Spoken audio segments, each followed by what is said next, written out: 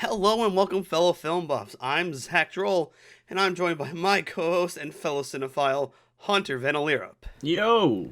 We are the box office losers. Each and every week, we deep dive into the movie sphere to watch and review any and all films to ever grace your screen or the silver screen. This week, we're talking about Whiplash. Or, as I should say, Circle Jerk Jazz Band. Oh, fuck off. This is a good movie. The performances were good. The script is a little weird, and like every twist and turn they throw in there, I'm just like, why? Why are you doing this?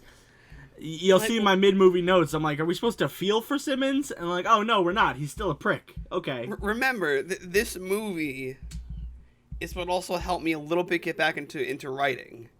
Hey man, it's a good script. It's won a lot of awards for its script. It was like in like the top 10 list of unproduced scripts in 2013, and then in 2014, obviously, it was made.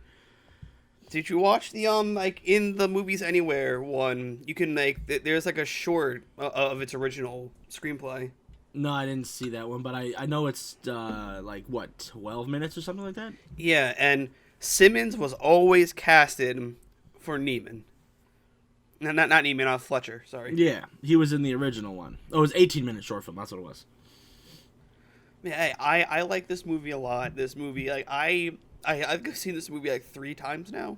Y'all are gonna hate my review. Oh, yeah. If you guys are not like art housey like I am, you're definitely gonna hate Hunter's review.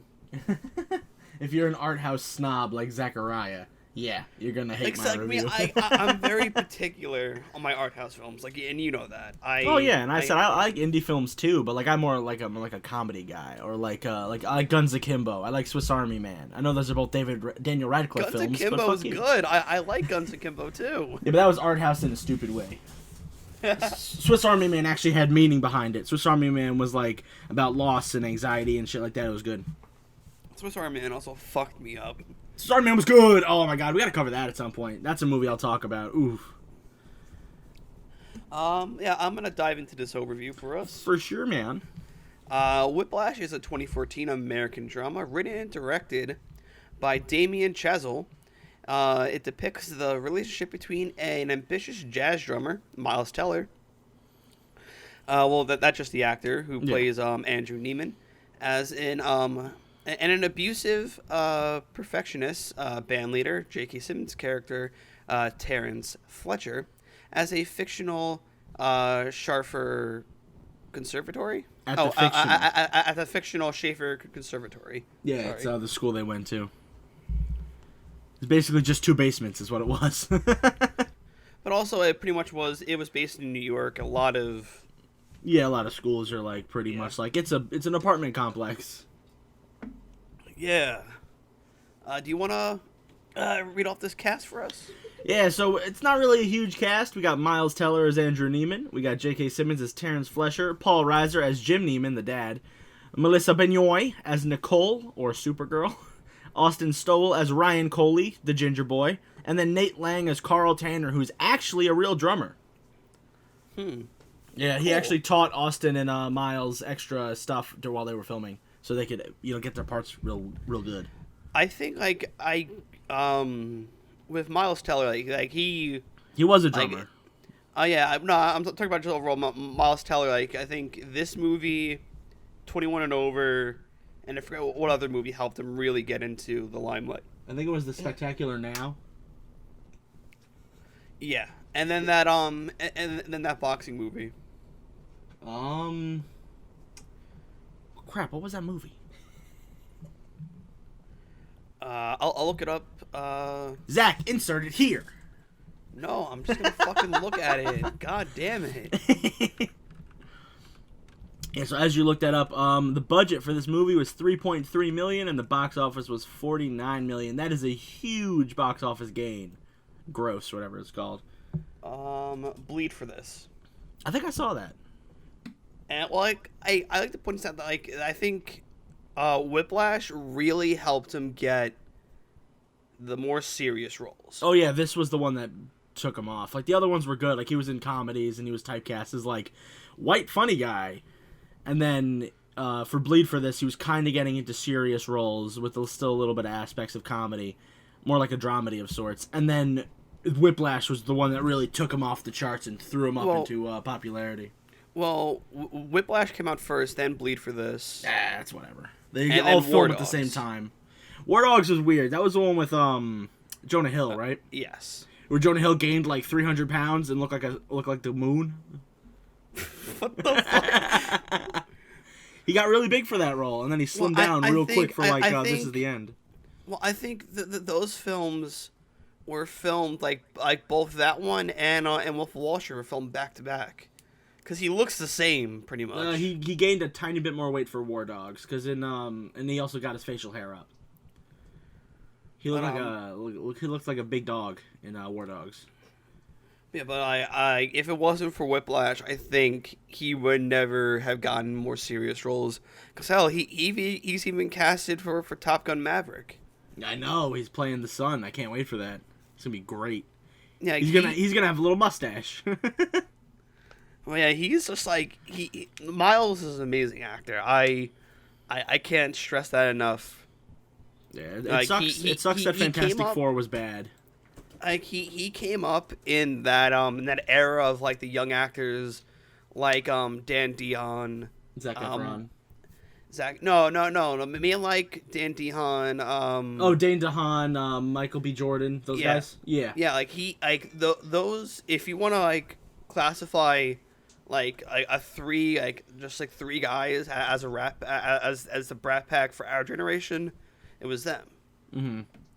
Because they pretty much all came up together, and they all really, really like crafted what they wanted to do. Yeah, and two of them did boxing movies. We're just waiting on Dane DeHaan's boxing movie. Well, he fell off the face of the earth after Spider-Man. Oh no, he was in Valerian. He was in A Cure for Wellness in 2016.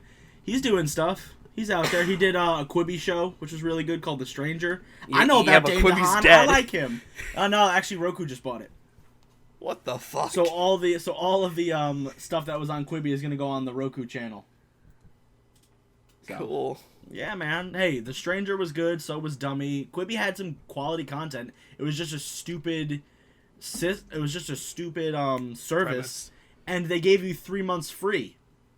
I got 3 months free. I watched everything I wanted to watch, and then I canceled my subscription. I was like, that's why you went out of business. They should have just done a week. And then, like, all right, then you gotta pay for stuff. Legit, if it wasn't for those 3 months, it would have never went out of business. But then again, also, a lot of people wouldn't have watched the shows on there if it wasn't 3 months free. I was never gonna watch the shows. And then I was like, I got 3 months free? Okay, I'll try it. And I ended up liking the service. It had quality content, but again, the service itself was weird. I was thinking about getting it just to, like, watch Reno 911. Just wait for the Roku version. Yeah. All right, I'm going to read the first three of the notes. Sure. Whiplash premiered in competition at the 2014 Sundance Film Festival on January 16th, 2014. As the festival's opening film, it won the Audience Award and Grand Jury Prize for Drama. Yo, dude, imagine having the first movie at the Sundance Film Festival and it wins the Audience Award. They showed up like, all right, the first film's gonna be nothing. Let's see what it is. And then it's Whiplash, and they're like, that's the best one. We don't gotta watch anymore. Well, okay, the awards it got is definitely due. Oh yeah, and again, even though I didn't like the movie as much as some people, I can still appreciate why it won its awards, what it got. Oh my god, best sound mixing? That's a fucking lie. I have to complain about that when we get there. Continue. Oh god. The sound mixing was trash. Yeah, I can agree with that in some areas. The film received widespread critical acclaim at the 87th Annual Academy Awards. Whiplash won Best Film Editing, Best Sound Mixing, and Best Supporting Actor from Simmons, who was also nominated for Best Adapted Screenplay and Best Picture. J.K. Simmons was up against Ethan Hawke for Boyhood, which that's another movie we gotta watch. Yeah, that's a big one. Ethan Hawke filmed that for 12 years. The entire cast filmed that for 12 years. Yeah. And the only one who didn't age was Ethan Hawke. Yeah, because he's like an immortal god. He's like Paul Rudd. At the Academy Awards for Best Actor in Supporting Roles, Hawken played his character on and off, occasionally over the course of 12 years. Simmons played his for 19 days, not including the day that he's playing the same character in the short film of the same name.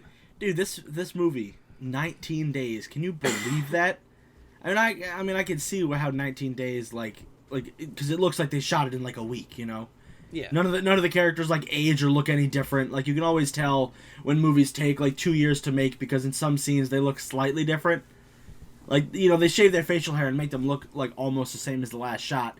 But there are some scenes when you're just like, nah, there's a little bit of a difference in that one.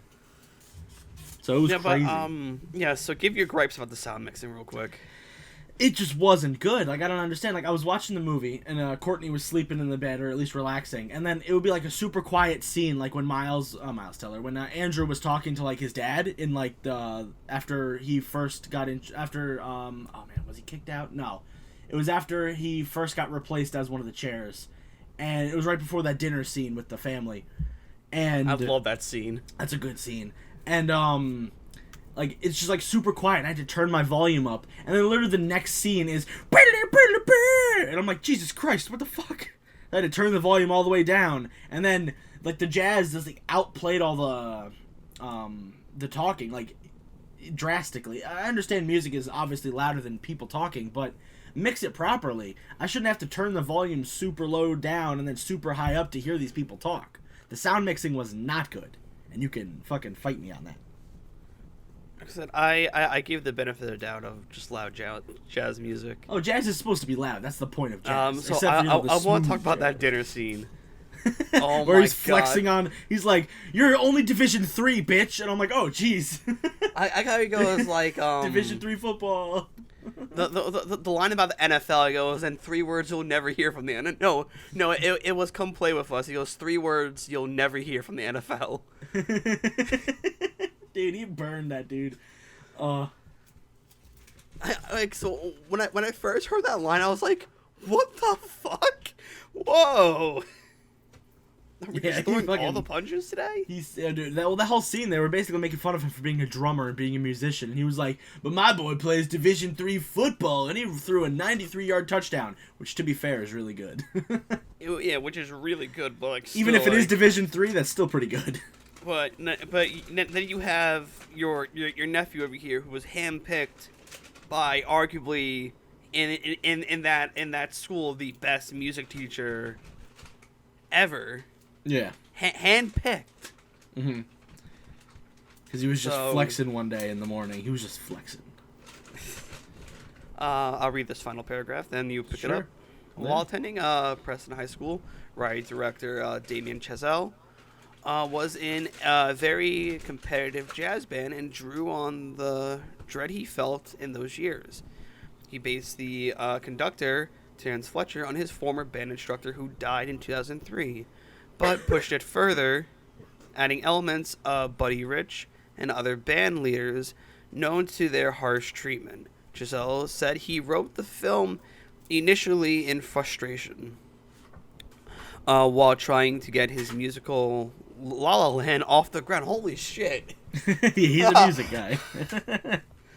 Oh, now we gotta watch La La Land too. Yeah, he wrote Whiplash because he was mad at writing La La Land, and those movies are both good. Like, that's crazy. That's amazing. I would love to talk to this guy, really. He's probably pretty chill.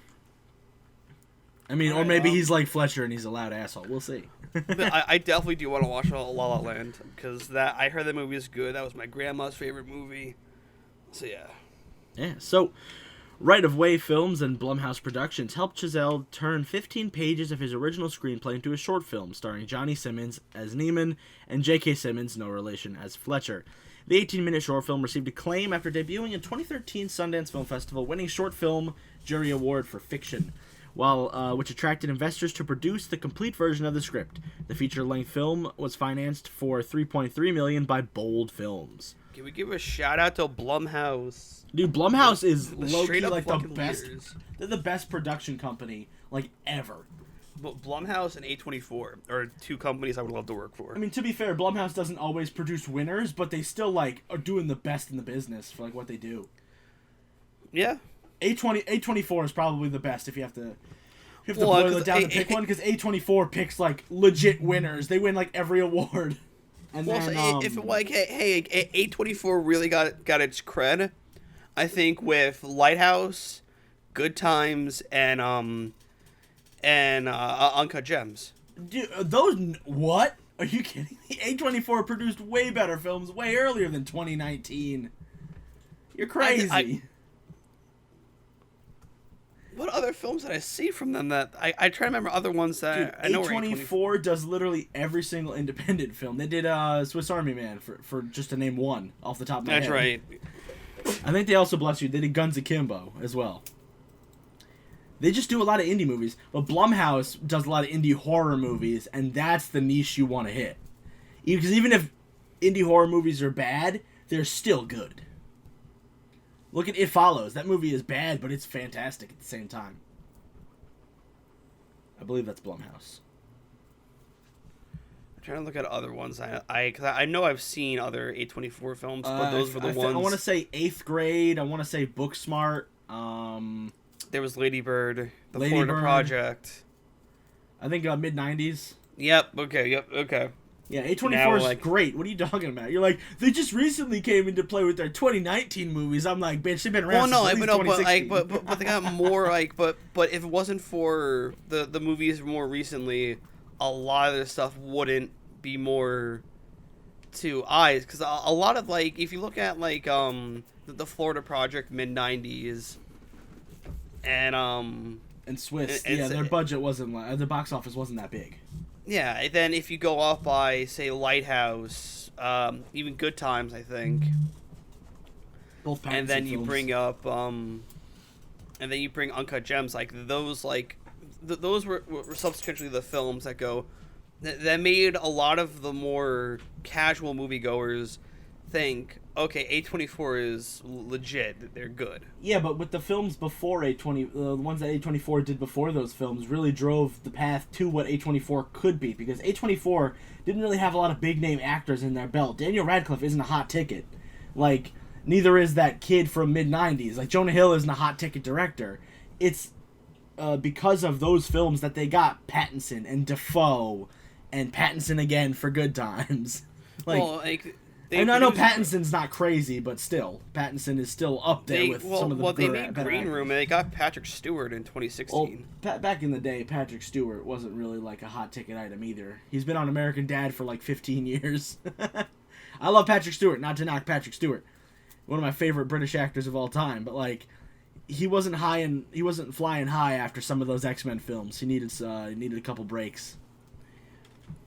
I think that their original box office breakout was Spring Break. That was like their earliest one. Spring Breakers? Yeah, Spring Breakers was their earliest, I think, breakout. I mean, I could see that. It was a bunch of hot chicks and James Franco. So. Oh God, fucking Tusk! No. Yeah, dude, Tusk is what's up, man. It's so good. I'm just like, I'm scrolling through their website, and then I see, okay, scroll, Tusk. Fuck. It will forever haunt you in your nightmares. It's definitely going to. All right. Let's continue on with the notes before we stray too far from our clear path. So, Damien Chazelle wanted Miles Teller for the role of Andrew Newman when he was filming his original short film, Whiplash, from 2013, but Teller was unavailable. I think he was filming The Spectacular Now at the time, which took a couple years to film. That was the comedy with Michael B. Jordan. Johnny Simmons was cast instead. When casting the film version, the finalists for the role were Teller and Simmons, but Teller was cast, one, because he was available, and two, because he was a better name and an actual drummer. Simmons just, learned for what he had to do. To correct you, it was That Awkward Moment. That awkward moment, okay. Yeah. Spectacular Now was with, No, that wasn't with Anna Kendrick. What's Spectacular Now? Spectacular Now is Brie Larson, Chanel Woodley. Oh, okay, yeah. What's the one with him and Anna Kendrick? It's the one where he has to move out of his parents' house for the first time, and he's living with Anna Kendrick, and he's trying to figure it out.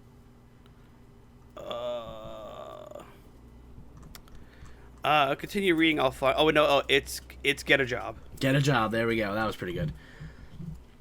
Early on, Chazelle gave J.K. Simmons direction that, quote-unquote, I wanted you to take it past what you think the normal limit would be, telling him, I don't want to see a human being on screen. I want to see a monster, a gargoyle, an animal. Many of the band members were real musicians or music students, and Chazelle tried to capture their expressions of fear and anxiety when they were pressed by Simmons. Chazelle said between takes, Simmons was as sweet as can be, which, to his credit, was keeping him from shooting which he credits for keeping the shoot from being nightmarish, and the film was only shot in 19 days. Like, so, ridiculous. Does that mean, like, with his outburst, was he not given, like, a script? It's like, hey, just fucking ream them? No, he was given a script. There's only one line that he improvised, and it's somewhere in the notes. What is it? I'll fuck you like a pig. No, I'll actually talk about that when we get there. I'll read this last one, and then you can read 3, and then I'll read the other one. So the film received the top audience and jury awards at the 2014 Sundance Film Festival, and the short film of the same name took the jury award as well. The film also took grand prize and audience award for favorite film in the 40th Duval American Film Festival. All right, Zachy boy, read up 3. During the most intense... You missed one. Is that... Oh, okay. Whiplash, which originally planned to compete for the Academy Award for Best Original Screenplay, but on January 16, 2015, the Academy of Motion Pictures, Arts, and Screens, AMPAS, the MPAS, announced that the film would instead be competing in the Adapted Screenplay category, to the surprise of many, including Chazelle. Although the Writers Guild of America categorized the screenplay as original, and the MAPA, the MAPAS, classed it as an adaptation of the 2013 short version. Which technically it's technically true, though. It's true, but it's still his screenplay, so it makes no fucking sense. It's still an original screenplay from him. It's not like he adapted it from a book or something. He adapted it from his own short film. And that makes no fucking sense. During the more intense practice scenes, the director wouldn't yell cut so that Miles Teller would keep drumming until he exhausted himself. Jesus. Yeah, that's funny shit, man. Those blisters were real. Yeah. Miles Teller, Miles Teller, who had played drums since he was 15, received blisters on his hands due to the vigorous, unconventional style of jazz drumming. Some of his blood was on the drumsticks and the drum set as a result. Yeah, so some of those scenes were probably real. A lot of them were real. They only used a stand-in for the soundtrack. They didn't use a stand-in for any of the stuff. Miles Teller actually appears in every single scene. There's not one scene he's not in. It's crazy. Wait, really? Yep. No, wait, there's the one scene when you got the two other classmates in the bathroom and you just hear Simmons yell in the background. Bless you. That's that one time he's not in the scene. No, I think that's a continuation. It's a very small of another scene, but scene. he's not in it. No, I think it's a continuation of another scene. It's a continuation, but he's not in it technically. Oh well, you're wrong. Anyway. And also, you're cutting in and out. Yeah, my Wi-Fi's being a little shitty, but my audio's fine. So for the slapping scene, J.K. Simmons and Miles Teller filmed several takes, with Simmons only miming the slap. But for the final take, Simmons and Teller decided to film the real, genuine slap. This was the take that was in the movie. Crazy, man. He actually just slapped that bitch 3 times. It was great. There was also a note that I didn't add in here, but Melissa Benoist is like the 4th credited actress in the film, and she's only in less than 10 minutes of the film. She's the girlfriend. Mm. She's literally in 3 scenes. I know what you're talking about. And then she's on the phone, so she's barely in the movie at all. But she's credited like higher than most of the other people that were in it for way longer. J.K. Simmons stated his character Fletcher, calling Andrew a self-righteous prick, was the only line he improvised. Everything else was scripted. So that's where, yeah, that's where he drew the line. He just said, "You self-righteous prick," and that was it. And then here's the line that you thought was improvised. In the scene where J.K. Simmons yells, "I will fuck you like a pig," you may notice that the camera cuts away from him when he delivers that line. The line was actually taken from the short film. The original line was, "I'm gonna gut you like a fucking pig." Damien Chazelle thought the new line was hilarious and included it in the production script, but Simmons thought it was ridiculous and refused to say that line, but Chazelle included the mistake in the post-production anyway. So, yeah. Simmons didn't want to say, I'm going to gut you like a fucking pig. He said, I will fuck you like a pig. Unless I misread that. Well, hey, it's still great. It sounds a lot better than I'm going to gut you like a fucking pig. It's a little bit longer. Like you adding the extra words makes it takes away from the drumming sequence that's happening. Yeah, so those are our notes for the film. Anything you want to add before we move on to the plot, Chief? No. Hopefully, it's gonna be hard to keep up if connection is like. Because I'm trying to keep up with you as you're reading. I think it's good now. Oh, cool. So, do you want to start off with the plot, or do you want me to start? Yeah, it's better. I'll start off with the first two, then you go. Sounds good. Andrew Neiman is a first-year student at the prestigious Shaffer Conservatory in New York City. He's been playing drums from a young age and aspires to become a world-class drummer like Buddy Rich. Terrence Fletcher, conductor and band leader of Shaffer's Conservatory studio band, invites him to the ensemble as an alternate for chord drummer Carl Tanner. However, Andrew quickly discovers that Fletcher is relentlessly strict, ruthless, and abusive to his students. When the band rehearses the Hank Levy piece Whiplash, and Andrew struggles to keep the tempo, Fletcher hurls a chair at him and slaps him multiple times and berates him in front of the ensemble. Makes him fucking cry. In a jazz... See, like when he hurled the chair, I thought he had a symbol there, and he chucked it to kind of do a reference to the story to the guys that they were talking about earlier. Yeah. Yeah. That's what I thought it was at first too. In a jazz competition. In a jazz competition, after their first set, Andrew misplaces Tanner's sheet music. When called for their second set, Tanner cannot play without his sheet, but Andrew claims he can perform Whiplash from memory.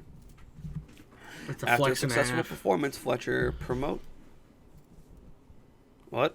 I said that was a flex and a half. He was like, I got it from memory, bitch. I was like, okay.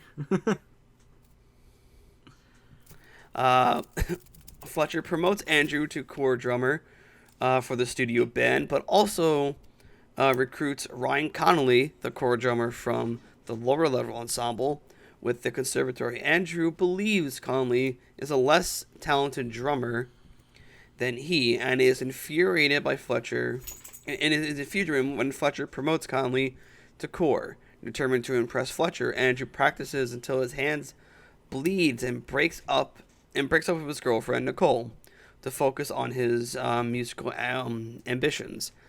After a 5-hour session with Tanner and Connolly, the chorus for the chorus spot, in which Fletcher hurls chairs and screams at them, Andrew finally earns back the chorus spot.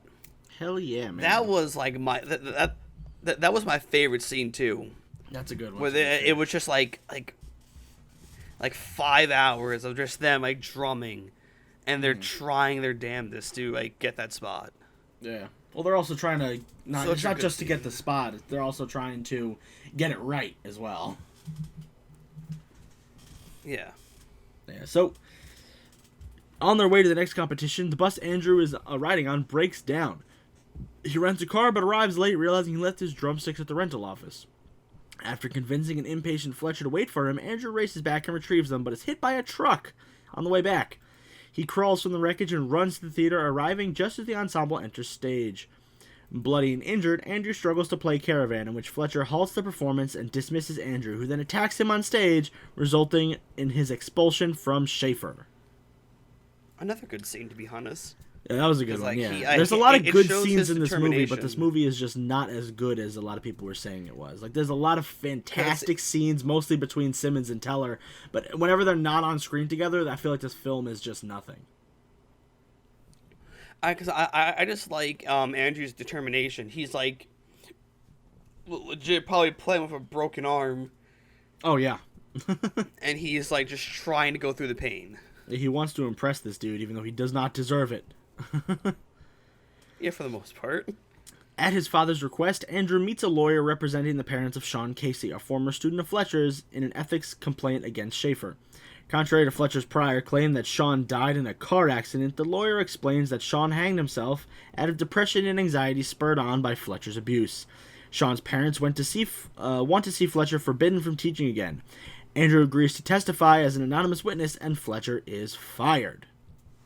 That's like I don't see why he would lie about like his students after just say like the student like killed himself, and just don't say the reason why. Yeah, but they could have assumed. Fletcher also wanted to use that as the driving force of being, my teaching is so good that, he made it so far, and he ended up getting into a car accident and died. And he's like, I teach this way for a reason. I'm abusive and crazy because it produces results. Look at this guy. Look how great he sounds. And then he cries about it. To be fair, it is a sad scene, and I feel like Fletcher definitely feels like super upset that his former student who he liked died. It's just he twists it in a way where he's like, saying like, my teaching style produces results. Deal with it. Fuck you. It's kind of shitty, but it works. Yeah. Following his expulsion, Andrew has abandoned drumming and is working in a restaurant. He later discovers Fletcher performing as a pianist at a jazz club. Fletcher spots Andrew and invites him for a drink. Fletcher explains his dismissal from Shaffer and admits that his teaching methods were harsh, but everything he did was only so that his students would push themselves to become their absolute best. Referencing Charles Parker rise to fame as an example. When Andrew asks if his methods would instead discourage students, Fletcher replies that the next Charlie Parker would never be discouraged. Fletcher invites Andrew to perform with his band at the JVC Jazz Festival, as they would be playing the song Andrew was confident in from their time at Shaffer, and Andrew accepts. Andrew invites Nicole to the performance, but she declines as she is in a new relationship. Yeah, get fucked, dude. What an asshole. There's one part I'm trying to find. Trying to find what?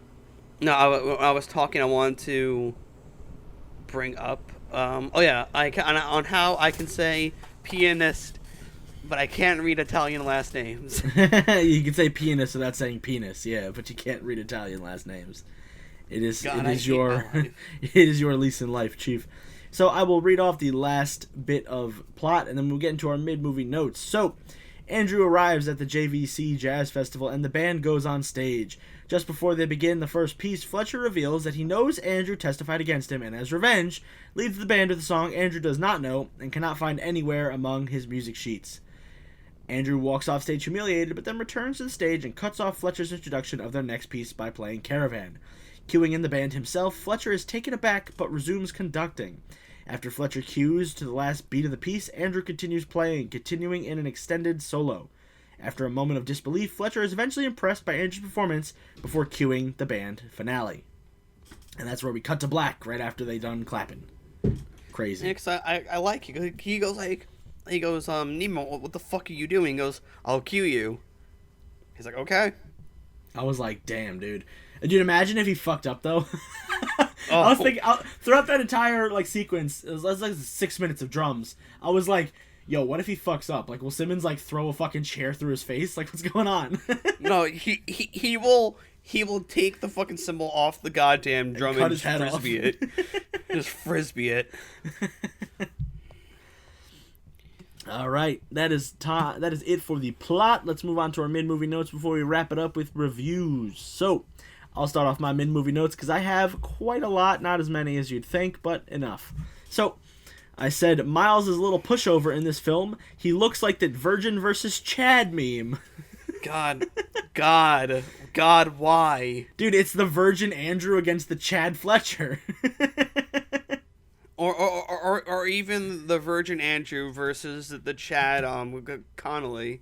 Oh, no, the the Chad Carl. That's even better, to be honest. Connolly rolls up looking like fucking Archie Andrews, like, I'm bad at drums, but I'm hot. And Miles is like, fuck you! Yeah. Next, a lot of this is me saying J.K. Simmons shouldn't act like this. So my next note is, Simmons is a prick, don't talk to people that way. So, you know, I liked Simmons' performance, but he was totally a douchebag, and I would just, like, walked away. I'd be like, I'm good. Well, that's the point. It made you... It wanted you to think he's a douchebag. I'm well aware of what the film wanted me to think, Zachary. Are you sure? I'm pretty sure.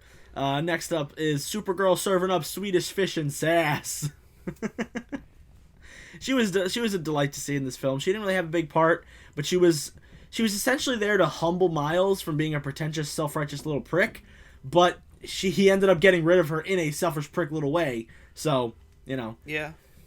Her role in the movie was honestly, I feel like Chazelle just put that in just so they could add more characters to the script. I don't think her role in this movie made a difference at all. If they took her out, nothing would have changed.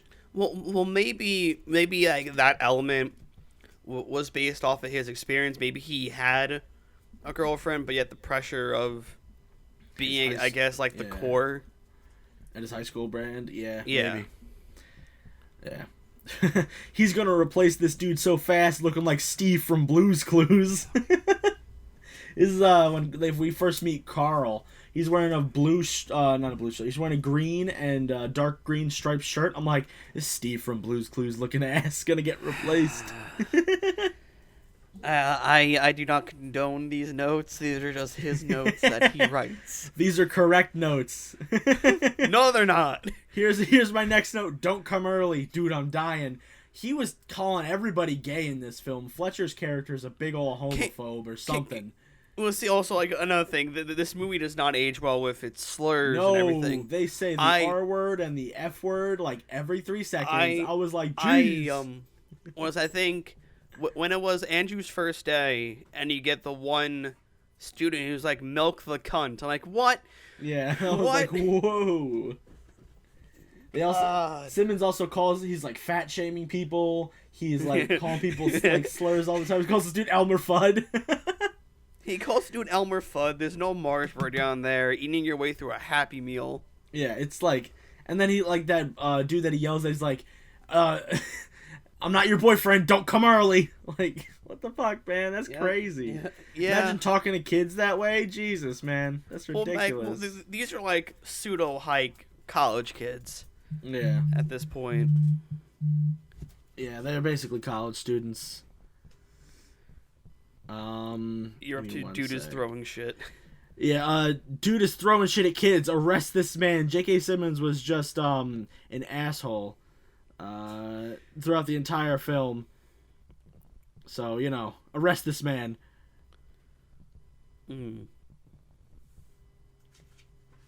Sorry, I got a text from my manager at work.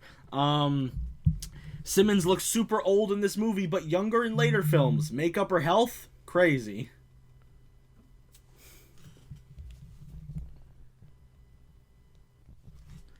Thanks for commenting on that, Zach.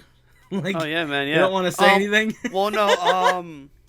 I think it's makeup, but also like Simmons is just fucking jacked overall. Oh, he's jacked, but he looks like an old man. And then in other films that come out later, he looks young. I'm like, what the fuck is going on here? Like a lot of the scenes with Simmons, like when they were showing like kind of his face close up, and he was doing like a look.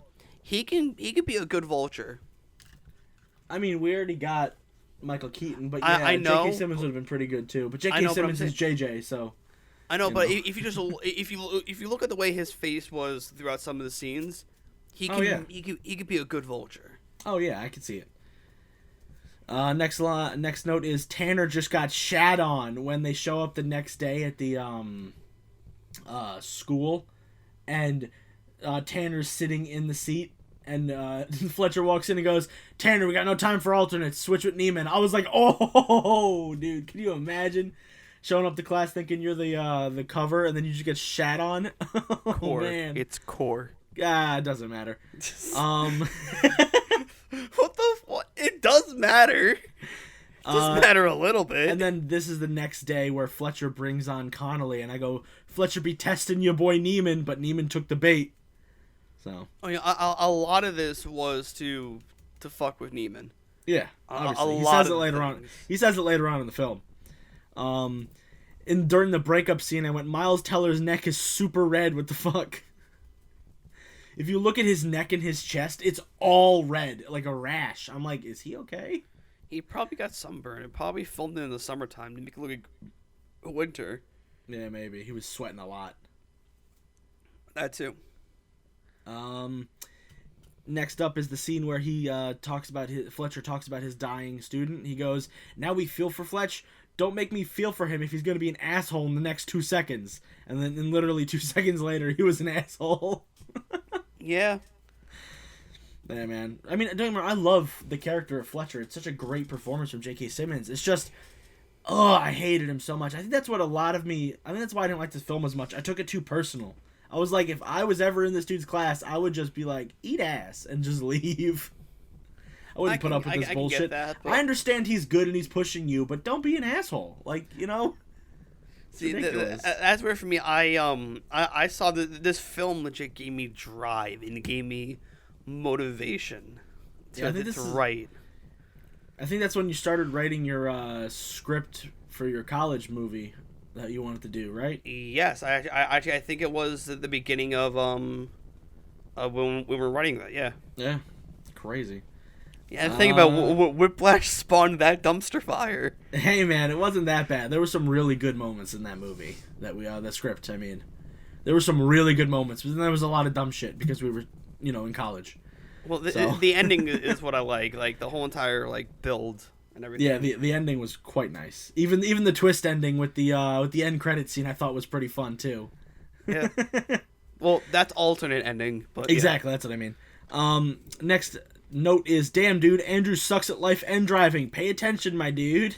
I mean, to be fair, I got in a similar accident, but at least I wasn't shitty about it.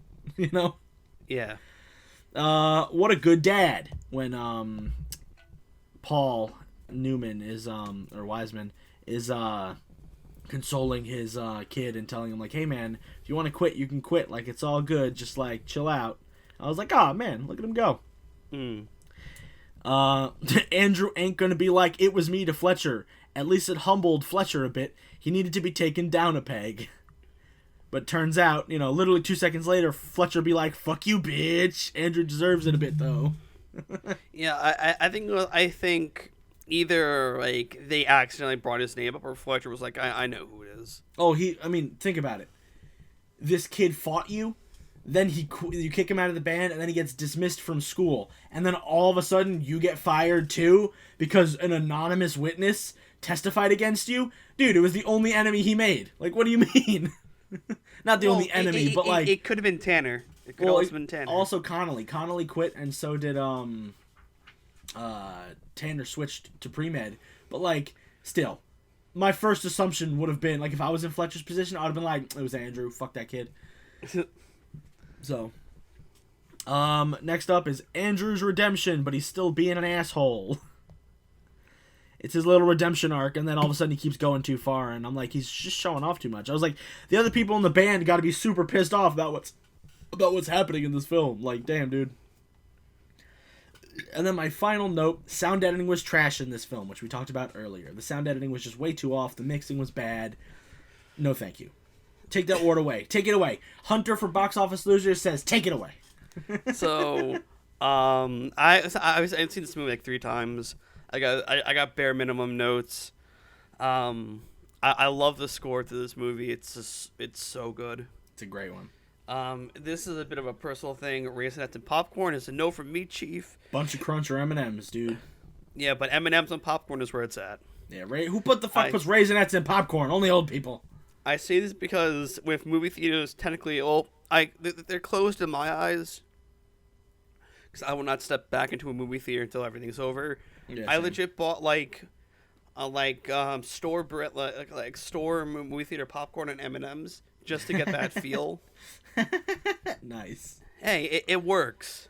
Mm-hmm. J.K. Simmons fits this role so well. And also, he looks fucking jacked. He's ripped. He's fucking yoinked, dude. And the ending of this movie is my favorite ending with the intensity it has. Yeah, it's intense. I gotta give it that. I'm not shitting on it, just because it was like a super like circle jerky scene. It was intense, and it did have its moments. And looking at this, I think this is the highest rated film we've ever covered. Through reviews, yes. Not through our reviews, because I gave it a meh review. Well, yeah, I meant by via these reviews. Rotten Tomatoes. Yeah. Yeah, dude, even the audience score agrees that it's a 94%. So, Whiplash has a score of 94% on Rotten Tomatoes based on 296 reviews. Only 19 of them are rotten. I had to look for one. With an average rating of 8.6 out of 10, the site's critical consensus states intense, inspiring, and well acted. Whiplash is a brilliant sophomore effort from director Damien Chazelle and a riveting vehicle for stars J.K. Simmons and Miles Teller. On Metacritic, though, it received only an 88 out of 100, based on only 49 critics, indicating universal acclaim. Simmons received wide praise for his performance and won the 2015 Academy Award for Best Supporting Actor. Hell yeah. Yeah, dude, that's crazy. Zachy boy, I know this review isn't a perfect 5 out of 5 from our guy, but I felt like the way he delivered his review was much better than a lot of the other 5 out of 5s. So, give us that good review, boy. Jeffrey McNabb of Independent UK. What gives the film such a kick is the spirit of its improbability, is its raw and brutal, but also very subtle portrayal of the shifting Attritional. What was that word? Attritional. Thank you. Relation between teachers and students, Sorcerer and the Apprentice. Yeah, dude. We actually had another Independent UK McNabb review, and I think 2 films ago or 3 films ago. So he's got some decent opinions. Now, time for the bad review from Andrew Woodward of Little White Lies. If Chazelle's primary objective was to simply present 2 grossly exaggerated and unsympathetic characters, then he succeeded in some style. Yeah, I can agree, but So before I give you my total review, I'm going to read off my Letterboxd review that I think is a little fun. So, okay. I don't understand the hype behind this film. Simmons is fantastic, don't get me wrong, but this film is about 2 assholes trying to out-asshole each other. Andrew is a narcissistic prick with no real personality, and Fletcher is a psychotic abusive wannabe who never had his shot, so he lives through others, like a pageant mom. Fuck. Well, it's true though. I can't disagree there for the most part. I mean, again, I think I'm gonna upgrade my score by 1 point. I'm gonna do a 7. J.K. Simmons yelling curse words at kids like he's fighting a losing custody battle out of 10. And well, I gave this a perfect 10. 10, were you rushing or were you dragging? That's the best line in the movie, and that was like the first line. That was like, he goes like, count 1, 2, 3, 1, 2, 3. Oh, now was I rushing or was I dragging? I don't know. Do it again. That's probably the best scene in the movie. Honestly, that's probably what made this movie so many people's like, oh my god, this is the best movie of 2014. Because everyone, a lot of this was mainly Simmons' like intensity. Because really, yeah. I think a lot of people haven't seen him go like he turned it up to like to an 11. No, I didn't even think J.K. Not that J.K. Simmons is a bad actor. I just didn't think he was up on the echelon of phenomenal actors. And then I watched this and I was like, all right, I see it. He's really good. Like, no, I like him in all the roles he's been in that I've watched, but this movie is probably his best movie. That and also Spider-Man, because no one can beat him as JJ. That's not him being really good actor. That's him playing a fantastic character. And that's him. Give me pictures of Spider-Man. That's what after him being himself, for sure. But just like as J. Jonah Jameson. I can't wait for him to come back in Spider-Man 3, man. It's gonna be great. Oh, yeah, he's pretty much the Alex Jones of that universe, dude. And that's what JJ is. He's the Alex Jones for Spider-Man. So I love how they pretty much took into the fact of which him being like a social media thing. Like also because that was in the 2018 PS4 game. Also in the comic books, he started a podcast, just like he was the radio show guy on the game. Which is why I love it, because like I want that mainly more than him being like the editor. I mean, it works for progress. Like, I know newspapers are still around, but a lot of news sites have switched to online or radio shows and podcasting. Like, it's an evolving medium, and I'm glad that they made JJ evolve, even though JJ is such an old man. Yeah. All right, Zach, close us out. Thank you guys for listening. You can follow us on Instagram at BoxOfficeLosers and on Twitter at BoxLosers. Probably going to change the Twitter to BoxOfficeLoser. See if that works. Who knows? Yeah. Until we, hopefully that works. If it does not, well, then Box still Losers fuck you, it Twitter. Don't forget to do subscribe to the YouTube channel and wherever you are listening to this on the podcast platforms, leave a review. It helps us get up there and get us a lot of attention. Share with your friends if they like movies, if they hate movies, still show it to them. They can make fun of us. I don't care. Hunter, where can they find you? You can find me on the internet at Scruffy Moose Man. You can also find me every other Tuesday morning on Pound That Button, a gaming podcast. You can find me Wednesday at 10 a.m. All my podcasts are at 10 a.m. You can find me Wednesday at Android's Amazing Podcast, which is a comic book podcast. And then Thursday is a Farthest Galaxy, my Star Wars podcast. Yes, I hate myself, and I have 4 podcasts. Zach, where can we find you on the interweebs? You can find me literally anywhere. With the tag of @DarkShadowsZake. I am I have cornered that as my go-to tag. Yeah. I am also a contributor for the Sports Hit List. I will be today, as of this recording, I will be reviewing AEW Dynamite. That should be up on Thursday. So hopefully you guys saw that yesterday. If it's not up, hopefully you guys can see it overall on the Sports Hit List Facebook page. Other than that, though, we thank you all for listening. I am dying, holding back coughs. But yeah, guys, have a good one, and peace out. Bye-bye. If you deliberately sabotage my band, I will fuck you like a pig. Now, are you a rusher, or are you a dragger, or are you gonna be on my fucking time?